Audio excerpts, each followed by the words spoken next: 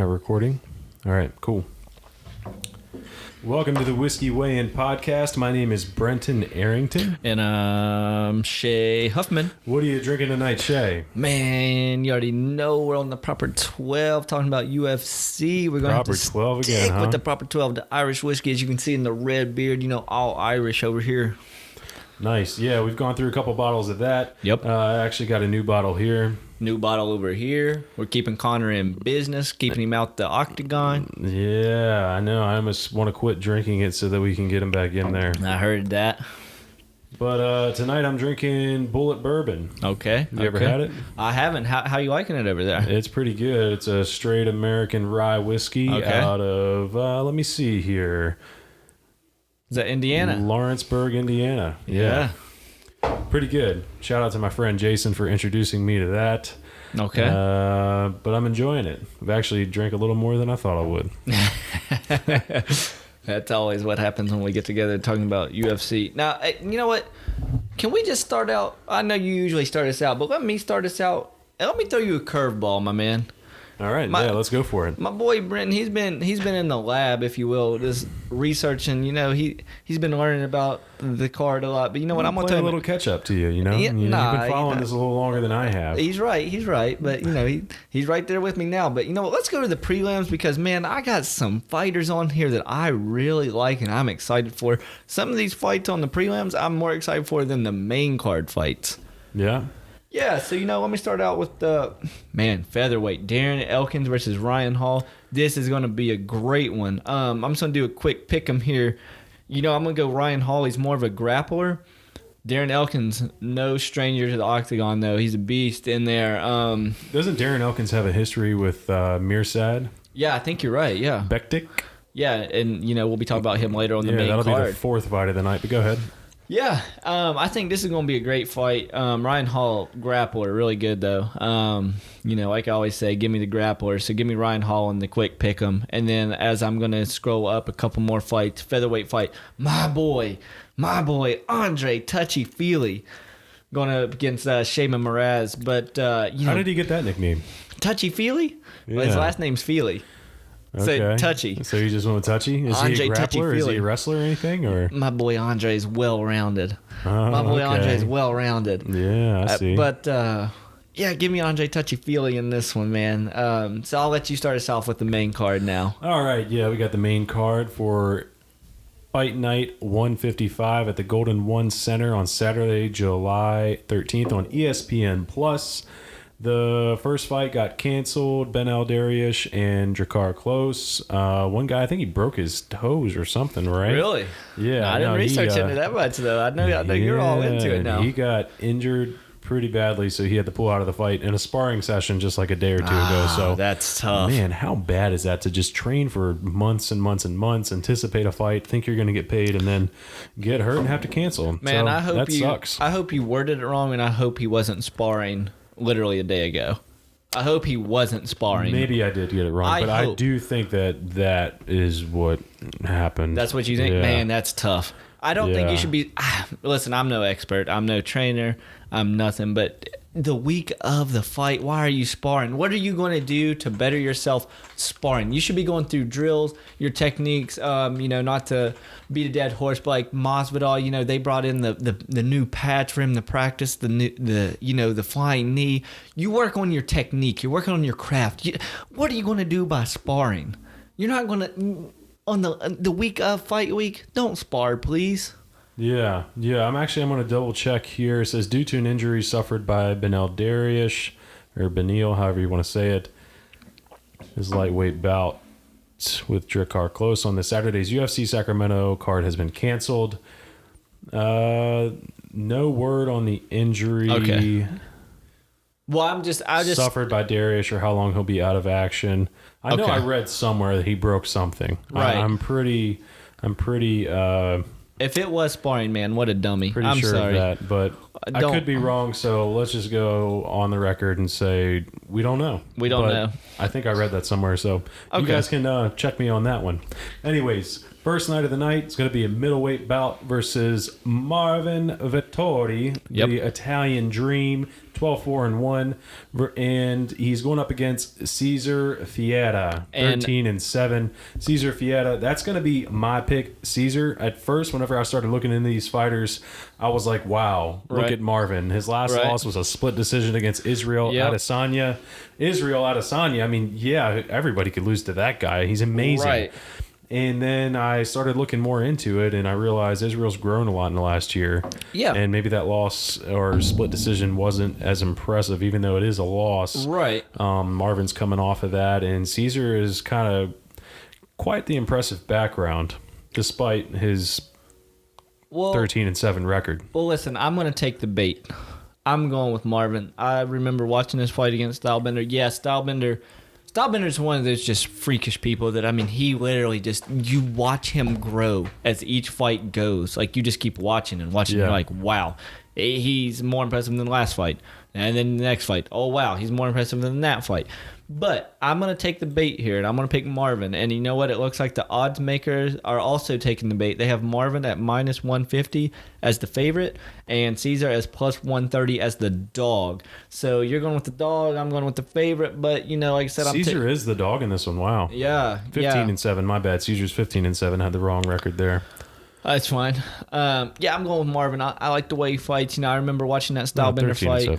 I'm gonna take Marvin in this one. Taking Marvin, yeah. Caesar, we'll see what happens. Caesar's coming off a loss. Actually, both guys are coming off losses. Right? Yeah. We'll see what happens, but I still think Caesar Mutante Fiera is gonna be the winner. But yeah, we'll see. We'll see who has to take the shot after who guesses wrong. The next fight we have coming up, another middleweight bout. Carl Robertson versus Wellington Turman. Now, Carl Robertson is part of Dana White's Contender Series, 7-2. Wellington Turman, only 22 years old. This guy is young. He's 15-2. Got a lot of fights under his belt. A lot of submissions, actually. I think 7 out of his 15 fights have ended in submissions. That's impressive. And if you look at Carl Robertson's record, 2 of his losses are him being submitted. Okay. And the other interesting thing in this little story we have going on is Carl Robertson's I'm almost certain his last fight, he lost to somebody in the first 3 minutes. Glover. Yeah, Glover Teixeira, yeah. Glover's a beast. He lost to him 3 minutes into the first round because of a submission. Okay. Wellington Turman, his last fight, he won 3 minutes into the first round because of a submission. So let me get this. Straight. You're picking Wellington, right? I'm going to go ahead and go with Wellington. I don't even know what the odds are, but it just looks like if it goes to the ground. Yeah. I mean, I don't know if it will. Well, here, let me. If it goes to the ground, I think Wellington wins, but Carl Robertson is a beast on his feet. Right. And so what do I always say? You know, if there's a grappler or wrestler, you like them. And I always say that. But let me tell you why in this situation, you're wrong. Well, how about you tell me that? So, Wellington, young, pretty inexperienced. Yeah, he's had some fights. 15-2. Yeah, but he has more fights than Carl. Yeah, but is it at the big stage? I don't know. It's not. It's not at the big stage. So yeah, he's submitting these guys. So let me tell you. I will say this, interject real quickly. Yeah, the UFC doesn't even have Wellington's picture. They don't even have his stats. He's very new to the UFC. I could be wrong, but I'm pretty sure this is the guy I was looking up earlier. They didn't even have like a Wikipedia page for this guy. This is how new he is. So when you're coming up through the ranks like this and you're kind of fighting lesser talent, you know, you're not, I mean, you're professional, but you're not UFC, you're not like Bellator, you're not any of that. If you're a good wrestler or you have really good jiu-jitsu or anything, people aren't going to know how to defend that. It's just how it is. So you're going to get submissions if you're really good at that. I think Carl can withstand Wellington's ground game, jiu-jitsu, all that. I think he'll be good. And I got Carl winning this one. Probably by knockout. I'm going to go second round. So the odds, they have Carl at minus 225 favorite. Wellington at plus 185 dog. So I'm going with the favorite. You're going with the dog in this one. Usually I'm the wrestling guy, and I'm going against it in this one. I'm going with a little bit more experience. Yeah, I think Wellington, I mean, he's coming out of Curitiba, Paraná. I don't even know how to pronounce that shit, but he's from Brazil. Yeah. Likely a jiu-jitsu background. Right, yeah. He's going to know how to defend. So he's going to know how to defend, but we'll see how he does on his feet, especially being a younger guy and going against somebody who's Carl Baby K Robertson, the big striker, big dude. So I could easily see it ending in a knockout and see you being right, but I'm still kind of pulling for Wellington. I think that Carl's submission defense is poor. Okay, and those are his 2 losses so far, and Glover's he hasn't been in that many fights. Glover's no joke. Glover's no joke, way but that's up not his here. only Glover's loss. up here. I know he's quite a veteran, and I understand that, but I'm not putting that against him because if you put that against him, then you just have to say like, well, Wellington hasn't fought anybody. Yeah, that is true. That's a good point there. Yeah, I'll give that to you. Next fight, featherweight, Josh Emmett and Mirsad Bektic. Josh Emmett coming out of Team Alpha Male. Team Alpha Male actually has a lot of fighters on this between the prelims and the main card. Yep. A lot of people know who Josh Emmett is. He beat Michael Johnson in his last fight, TKO in round 3 and Michael on March Johnson 30th. is no slouch. Right, yeah, exactly. But Mirsad Bektic, who's actually, I think you told me he's the favorite in this fight, coming out of Lincoln, Nebraska.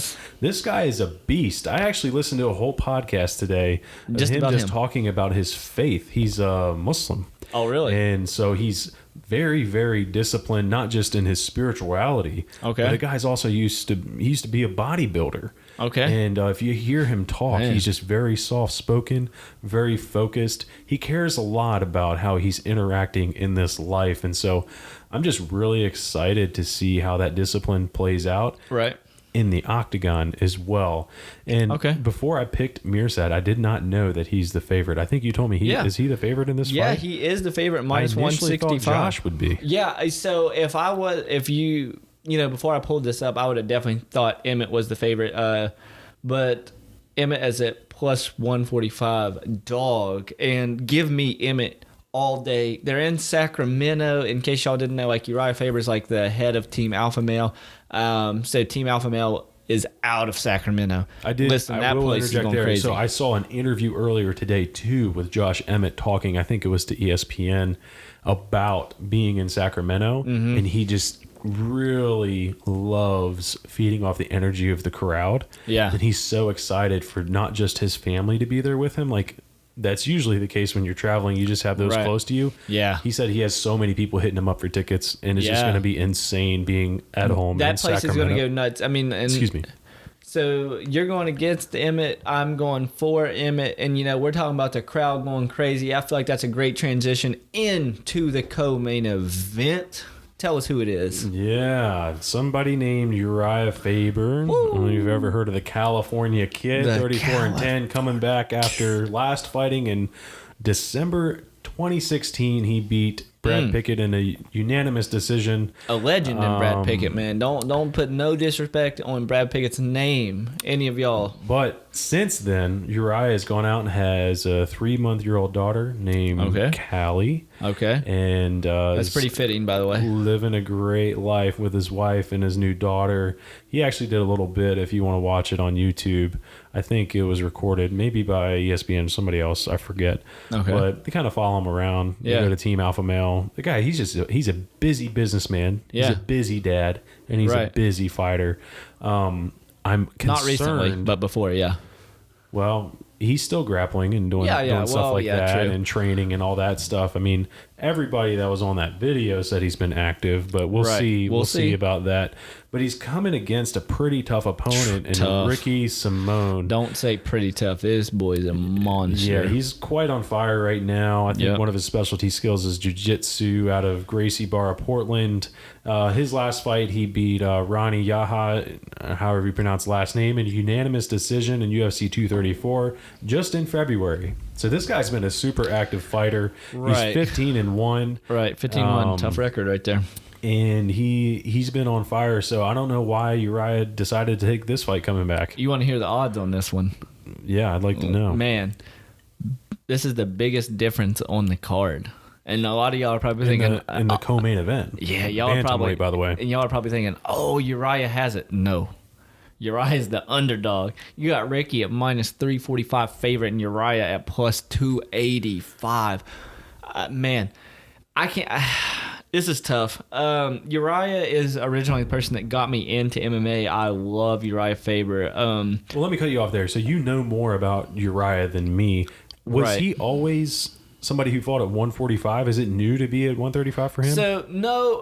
So here's my thing. He was at 135, and that's where he got the belt in WEC.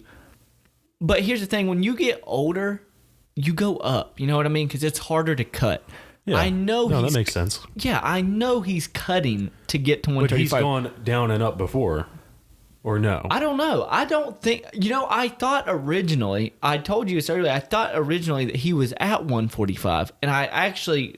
Now I think about it, I believe he fought Brad Pickett at 135 as well. So he didn't. He never did. He always talked about fighting Conor, which who doesn't talk about fighting Conor at 145. Yeah, because there's no way Conor's going to 135. Oh, right, yeah, there's no way. But here's the thing, though. Like, you're that old. You've been out of the game. Like, I don't know why he's not fighting at 145. I think it'd be good. But I will say I just saw a video of him, like, an hour ago or so. My man looks jacked. If he makes weight, that's in the morning. Hopefully he makes weight. My man looks good. And he does. He does look really good. He looks really good. And I saw him working out too. And he was there with his wrestling coach. I think his wrestling coach's name is Lee Kemp. And they even did a short interview with him. And I mean, of course, he's going to say this for the cameras, but he seemed like a genuine guy that you could believe. But he said that he looks like he just picked up right where he left off. And I mean, that's a couple years ago. I don't have any doubt that Uriah will have cardio and all that, but it's just people say ring rust isn't a real thing, but it is. I'm sorry, for some people it is. It's a real thing. If it wasn't for Uriah though, you definitely wouldn't have the 125 division. You might not have the 135 division. Then it would start with 145. Uriah is the pioneer of the little guy. Like I said, man, he got me into WEC. And then it was, MMA, and then I switched to the UFC once WEC was done. If it wasn't for this guy, I mean, I don't know where the sport would be today, honestly. Uriah is that important to MMA. I love this guy. There's no way I can pick against him. Sadly, I think he loses, but there's no way I'm picking against Uriah. He's such a crafty veteran. Love him. Give me Uriah Faber all day. Yeah, I can't go against you there. I mean, I can't blame you, but I am going to go with Ricky Simone. I think Ricky's going to be. I mean, he's obviously tough the matchup, favorite. Man. He's a tough matchup. He's been beating some respectable people, right? And so we'll see how it goes. But I think that I agree with you. I think Ricky's going to end up winning, but I would like to see Uriah come back. Hey, I got on Uriah a positive winning. note. I got Uriah winning just because, especially because two things. He has that daughter now. Yeah. And he's fighting as a father. It could be like Cowboy. That fire and that motivation. Yep. It could help him. Yeah, it really even could. Though it could hurt his training, it might help him in the octagon. And also Sacramento. And that place a lot of other fighters on Team Alpha Male fighting that night. Woo. It's going to be lit for Team Alpha Male, I think, in Sacramento. Yeah, it's going to be crazy. I don't even ever use the word lit, so. That place is going to go crazy when Uriah is walking out. I'm telling you, just watch it for the walkout, man. I mean, that place will go nuts for Uriah. They love him, and he loves Sacramento. He represents Sacramento probably more than anyone else. Even more than the Diaz brothers, man. He loves Sacramento. Yeah. So it's just going to be exciting just to see it in Sacramento. Honestly, I think that's going to be great. Yeah. Sacramento at the Golden One Center, July 13th at 8 p.m. Again, I hope you guys tune in. And then that brings us to our main event, women's bantamweight. Yeah, the bantamweight. We've got the sweet Aspen Ladd and Germaine de Randamie, the Iron Lady. Randamie. Oh my goodness, former featherweight champion. Both of these ladies are kickboxers. I have been reading a lot on Aspen Ladd recently. I actually have an article about her out on ESPN. You and I both read it. Yep. She grew up in Pioneer, California. There was one gas station and one store where she grew up. And She had a really close relationship with her grandfather, who was a former sheriff there, and she loves to hike ever since she was a kid. And she's also somebody who takes care of her siblings. Yeah. Just a good old hometown girl. God, I love her so much. And when you told me about her, I followed her on Instagram. She has beautiful dogs, goes hiking all the time. I mean, go ahead. I mean, listen, if y'all like, you know, a pretty woman and dogs.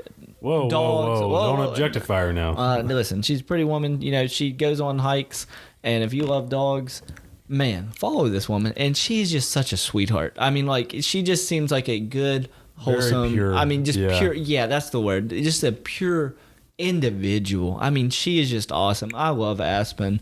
Nothing fake about her at all. It doesn't seem. Nothing. Her boyfriend, Jim West, is actually one of her coaches. Okay. Yeah. Yeah, see, I didn't know that. And I love me some Aspen Ladd probably more than anyone. I saw her fight like 2 years ago. Then last year, it was actually at the Connor fight against Khabib. She was on the prelims of that one, I believe. Was that her last fight, Fight Night 152 in May? No. Wow, she just fought in May? No, I don't think so. That was probably been canceled. Eubanks, maybe May of 2018? It says her last fight was 152, just a couple events away. I don't know about that. She won by unanimous decision. Oh, well, then maybe I'm just wrong. I just remember seeing her fight last year again. It was on the Connor and Khabib card, and she is that and active. She killed it. Yeah, Aspen's active. Yeah, I love Saturday, May 18th, she won by decision against Sajara Eubanks, just in May, just a couple months ago. She's active. Very active. And you got to love that about her. You know, I mean, that's that cowboy mentality. Next one up. I'm ready. Let's go. Yeah. Let's go. But you know she's what? ranked number 4 right now, actually. 8-0, undefeated record. But we cannot forget about the number 1 ranked female, Jermaine De Randami, in the women's bantamweight. She is... a beast. Scary, yeah. A beast. I'd be scared to stand across from her, actually. You know, it's sad. You know, as much as I've talked about how much I love Aspen, I have her losing this one. Jermaine's just a beast. I hope Aspen wins. I hope that I'm wrong. You know, you look at the records, it's 8-3 for Jermaine, 8-0 against Aspen, and then 8-0 for Aspen. You're like, oh, no, they're about the same in experience. No. It's not really the same because Jermaine's been around. Jermaine's been around for years, and Jermaine has been in the octagon with absolute killers. Her last fight, Raquel, and then she beat Holly Holm for the 145 belt. And then, you know, her last loss actually was to the GOAT, Amanda Nunes. Yes, so she's been in the octagon with absolute killers. So, you know, that's the reason I got to go with Jermaine in this one. As much as I love Aspen, as much as I hope I'm wrong, give me Jermaine. I tell you what, though, if you do spend some time and look up some interviews with Jermaine, she has that same calm-spirited, level-headedness, sweet personality. I mean, both of these women are just great women. She's Aspen. To represent the fights in the UFC. Well, you don't know that. I don't know that. I'm just saying it's no Aspen. I love me some Aspen, man. The Iron Lady. I mean, I watch videos of her on YouTube knocking out guys, standing in the ring with men. I'm not surprised. And she's a beast. knocking them out. I mean, what a beast.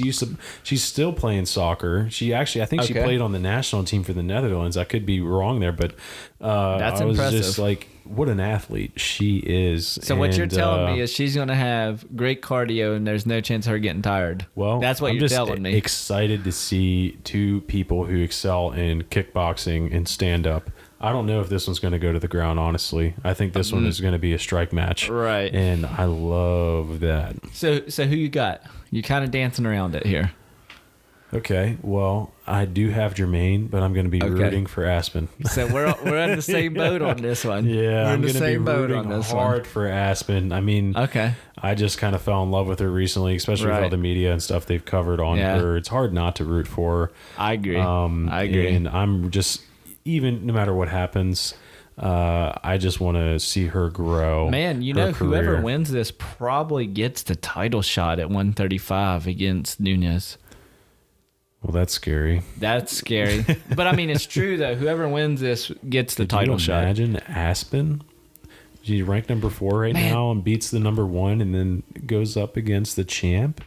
She's 24 years old. I saw her talking on Instagram today because, they do those signings for the UFC. Because she's the main event. She's signing the posters. Yeah. And she was like, this is the first time signing my face. Yeah, that's exactly. She's like, it's the first time signing my face. It feels weird. Could you imagine if she wins this and then she gets a title shot? Which I feel like will happen unless what I said, Valentina goes up and fights Amanda. That's the only way that she doesn't get the title shot is if Valentina moves up from 125 to 135. That's the only way. Yeah. If she would win, if either one of these win, if Jermaine wins this, then she gets title shot. If Aspen, she gets title shot unless Valentina moves up. Another thing I'll throw in there, because we were talking about them standing up and striking. I'm not sure what the kick reach is, but their kick reach is 5-inch difference. Aspen, it is 5-inch deficit, 66-inch reach, and Jermaine 71 inches. So that's 71. Yeah. Wow. So she's that's got some huge longer reach. limbs. I think that she's gonna have the advantage there, at least being able to create a little distance. Yeah, that's gonna hurt. Like John Jones style.